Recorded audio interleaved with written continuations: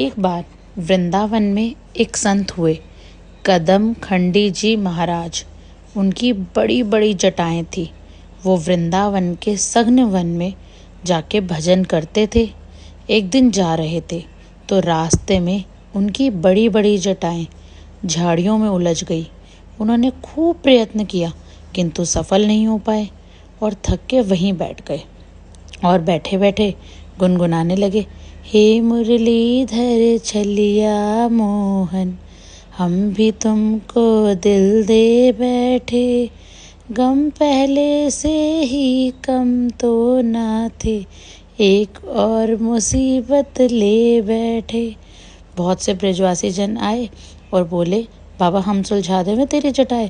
तो बाबा ने सबको डांट के भगा दिया और कहा, जिसने उलझाई हैं वो ही अब इनको सुलझाएगा। बहुत समय हो गया बाबा को बैठे बैठे। तुम आते नहीं मनमोहन, क्यों इतना हमको तड़पाते, प्राण पखेरु लगे उड़ने, तुम हाय अभी शर्माते। तभी सामने से 15-16 वर्ष का सुंदर किशोर हाथ में लकोटी लिए आता हुआ दिखा, जिसकी मतवाली चाल देखकर करोड़ों काम लजा जाए। मुखमंडल करोड़ों सूर्य के जितना चमक रहा था और चेहरे पर प्रेमियों के हृदय को चीर देने वाली मुस्कान थी। आते ही बाबा से बोला, बाबा हम सुलझा दे तेरी जटा। बाबा बोले, आप कौन श्रीमान जी? तो ठाकुर जी बोले, हम आपके कुंज बिहारी। तो बाबा बोले, हम तो किसी कुंज बिहारी को नहीं जानते। तो भगवान फिर आए थोड़ी देर बाद और बोले, बाबा अब सुलझा दें क्या? तो बाबा बोले, आप कौन श्रीमान जी? तो वह बोले, हम निकुंज बिहारी। तो बाबा बोले, हम तो निकुंज बिहारी को नहीं जानते। तो ठाकुर जी बोले, तो बाबा किसको जानते हो तुम, यही बताओ। तो बाबा बोले, हम तो निर्भीत निकुंज बिहारी को जानते हैं। तो भगवान ने तुरंत निर्भीत निकुंज बिहारी का स्वरूप बना लिया। लो बाबा अब सुलझा दें। तो बाबा बोले, क्यों रे लाला, हम पागल बनावे है?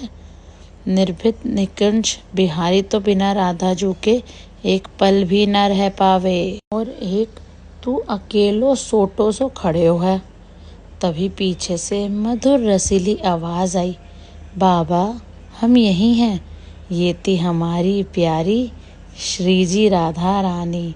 और श्री जी बोली, अब सुलझा देवे बाबा आपकी जटा। तो बाबा मस्ती में आके बोले, लाडली जू आपका दर्शन पा लिया, अब ये जीवन ही सुलझ गया।